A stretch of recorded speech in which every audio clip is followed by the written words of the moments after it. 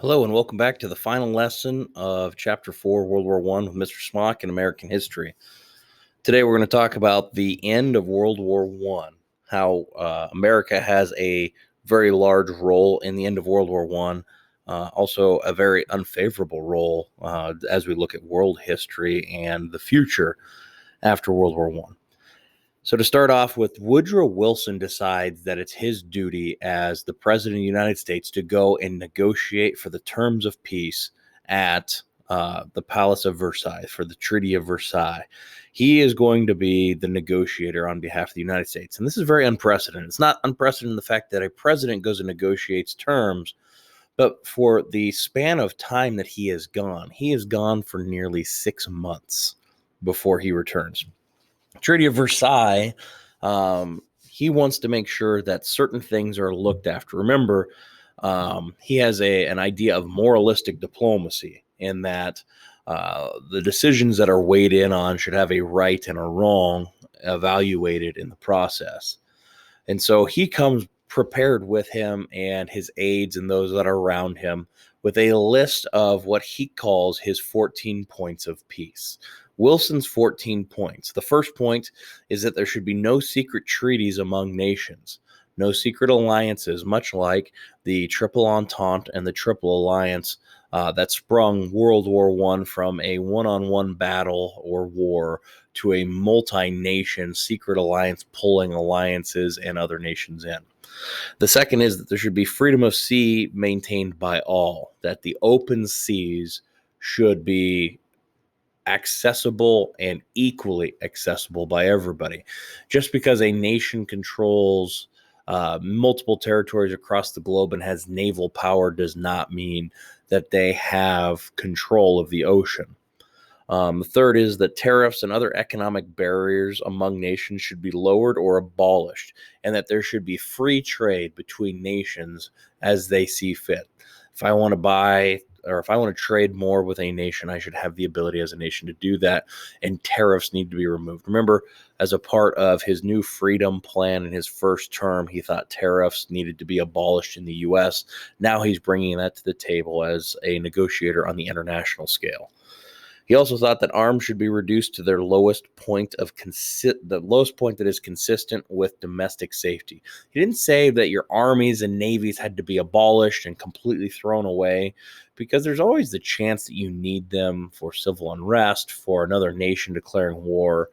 But the idea of militarism was a very key part of this, that having a large army was very anxiety forming for your neighbors, and those militaries need to be drastically reduced so there is no major anxiety by anybody. The next is colonial practices should consider the interest of the people, the colonies, in their policies. The colonial inhabitants in the colonies should not have to just simply bow to the whim of the home country. And this is kind of a reach back to American colonialism, when we didn't believe that the British Crown could just make rules regardless of us. We felt that that needed to be reflected on an international scale, and that all of these nations needed to follow those things, and that there was in the best interest of everybody, of the people and of the mother countries. So there's 8 separate points in this stating that there are boundary changes that are going to happen, that World War I was a massive fight, but there should be certain boundary changes that are looked after more than others, and we shouldn't break up every nation that was on the losing side. He wanted to make sure that they still held some of their integrity as a nation. And then the 14th point, the very last point after the 8 boundary discussion points, was the creation of what he called a League of Nations, kind of like a King Arthur-esque round table where there was no head, there was no highest person at the table, lowest person at the table. There were equals. All nations sat equally with one another, and the purpose of this was to foster open communication and to prevent any large-scale conflicts from happening through open communication.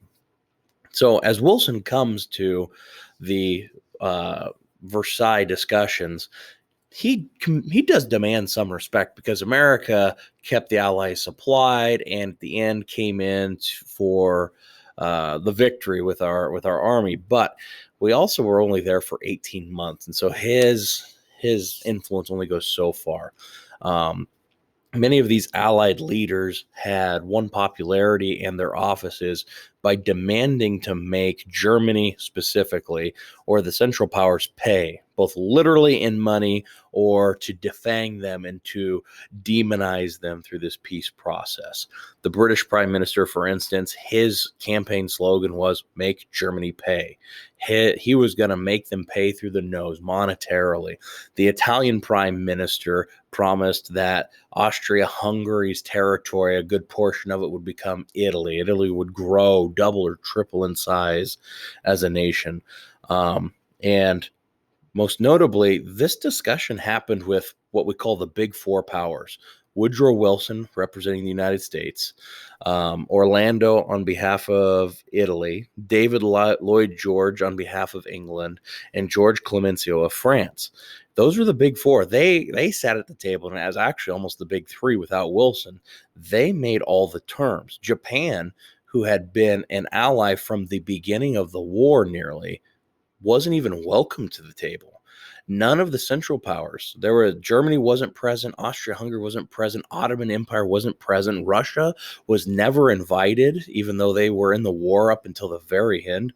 It was only these Big Four that got to decide any terms of peace, and it was a very one-sided peace.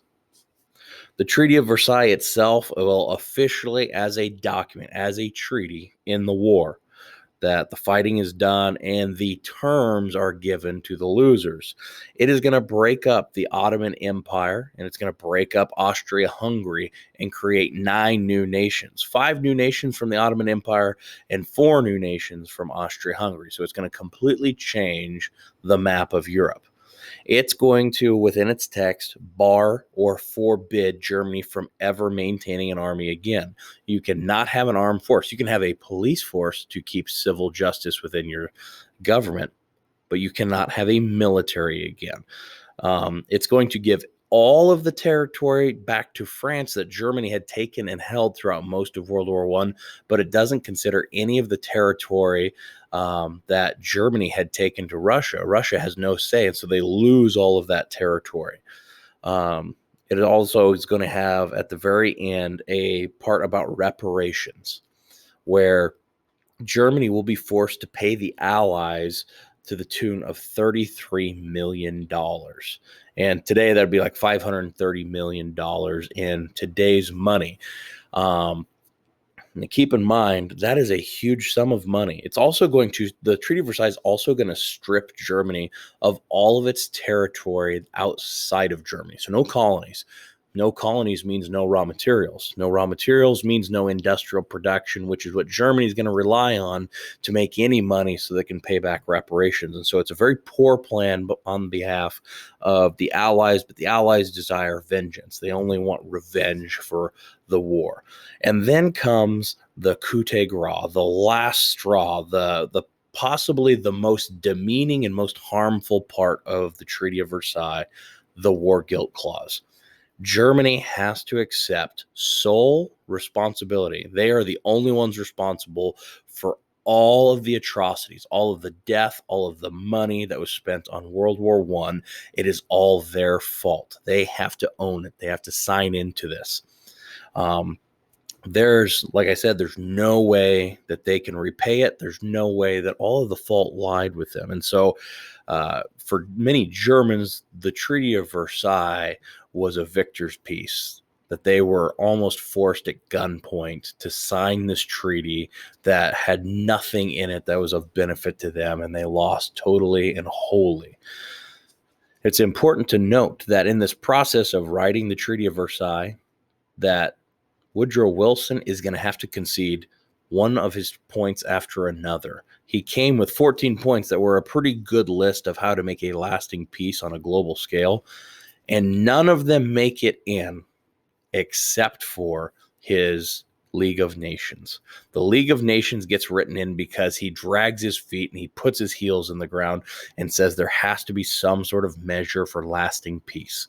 And he comes back to the United States, kind of a defeated man, because they didn't listen to him except for his one obstinate demand. And the Treaty of Versailles is brought back to the U.S. Senate because it's the power of the U.S. Senate to ratify all treaties. And the Senate says, no, we are not signing the Treaty of Versailles, further infuriating Woodrow Wilson. The major issue with the Treaty of Versailles was the League of Nations.